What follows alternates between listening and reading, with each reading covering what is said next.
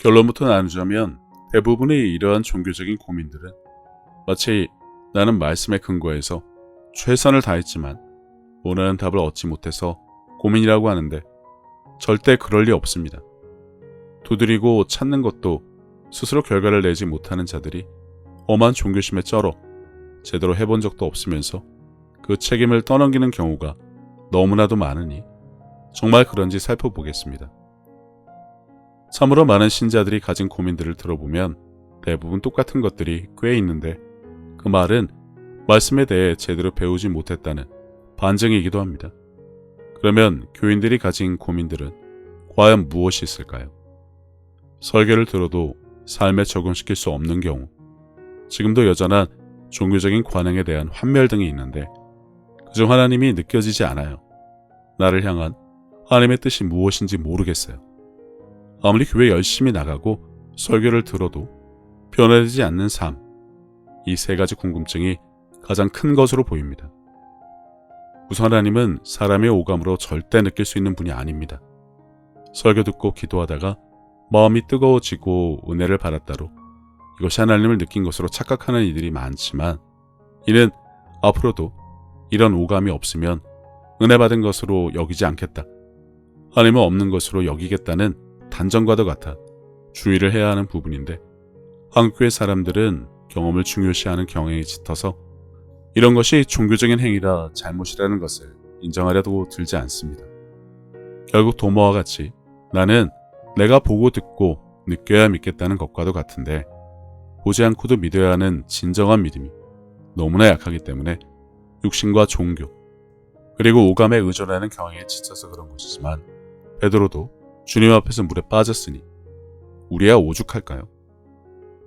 두 번째로 하나님의 뜻. 보내신 이를 믿는 것이 아버지의 뜻입니다. 당신을 향한 뜻도 이와 동일하고요. 그런데 아니죠. 사람들은 뭔가 다른 대답을 원할 것입니다. 내가 무엇을 하고 어떤 직업을 갖고 누구를 만나 결혼을 하고 어디에 신혼집을 차리고 등등 설교를 듣고 성경을 읽어도 결국 그런 것이 궁금합니다.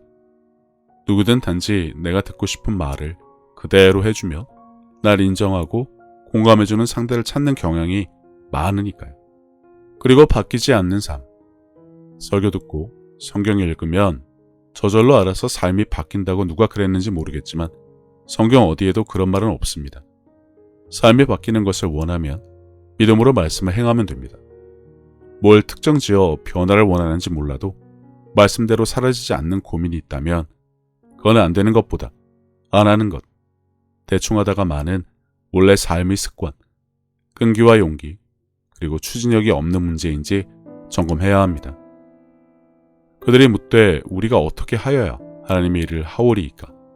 예수께서 대답하여 이르시되 하나님께서 보내신 이를 믿는 것이 하나님의 일이니라 하시니. 다시 묻습니다. 앞에서 언급한 세 가지 대표 질문들 정말 진지하게 고민하고 답을 얻으려고 최선을 다한 것이 맞냐고 말입니다. 그리고 하나님의 뜻을 알아 주님을 제대로 믿기는 하는지, 아니면 혹시나 아직도 오감과 감성과 감성에 젖어 허우적거리며 하나님의 뜻이나 알려는 종교인 티를 내고 있진 않는지 말입니다. 삶이 변하고 싶다면 말씀에는 아무런 문제가 없으니 말씀대로 믿음으로 행하는 것으로 그 결과를 맺으면 되는 것입니다.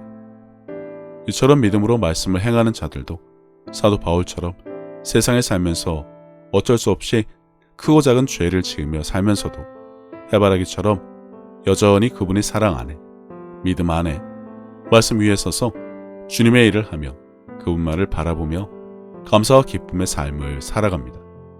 작은 실수를 해도 자학을 하는 자, 또 죄를 지었다며 즙을 짜며 가슴을 치는 자, 아마 바리새인과 비교하며 나는 죄인이라고 가슴을 치는 자를 기록한 성경 구절이 그렇게 가슴에 사무치도록 감동을 줬는지 모르겠지만 여전히 율법에 젖어 자학 개그를 하며 하나님이 원하시는 것은 그런 것이 전부라 여겨서는 안 됩니다.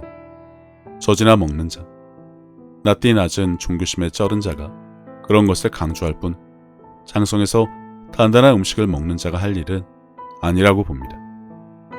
삶이 변하지 않고 하나님의 뜻이 알고 싶다면 보내신 이를 믿고 그분을 사랑해서 그분의 말을 따르고 믿음으로 그분의 일을 행하면 됩니다.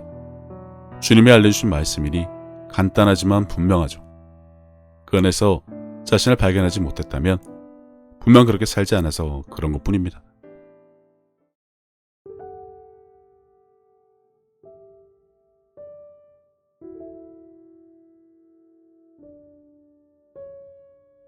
예수님께서는 내 마음을 다하고 목숨을 다하고 뜻을 다하고 힘을 다하여 주 너의 하나님을 사랑하라 하신 것이요. 둘째는 이것이니 내 이웃을 내 자신과 같이 사랑하나 보다 더 큰 계명은 없다고 하셨습니다. 생각해보면 믿는 사람들은 이미 하나님께 받은 것이 너무나 많은 것을 아는 자들입니다. 예수님을 통해 죄사함과 구원을 받은 것부터 시작해서 살아 숨을 쉴 수 있는 공기와 바람, 맑고 푸른 하늘과 마실 물, 그리고 땅과 그 위와 아래의 많은 것들, 이미 오래전부터 내 주변에 있어 왔으니 당연한 것으로 여기며 우리는 여전히 값없이 공짜로 받아 그것들이 감사함을 잊고 살기는 했지만 그런 것 말고도 하나님으로부터 받은 사랑과 평안에 대해 생각하자면 끝이 없습니다. 하지만 사람은 하나님으로부터 받은 그 많은 은혜를 갚을 방법이 없습니다.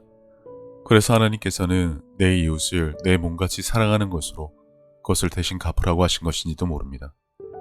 그리고 지극히 작은 자에게 한 것이 곧 하나님께 한 것이라고 하셨으니 그분의 은혜를 알고 그분을 닮아가는 삶을 살아가야 한다면 지금 내가 살아가는 삶의 방향이 하나님과 나의 이웃을 사랑하는 올바른 길 위에 있는 것인지 한 번쯤 점검해 봐야 하지 않나 싶습니다.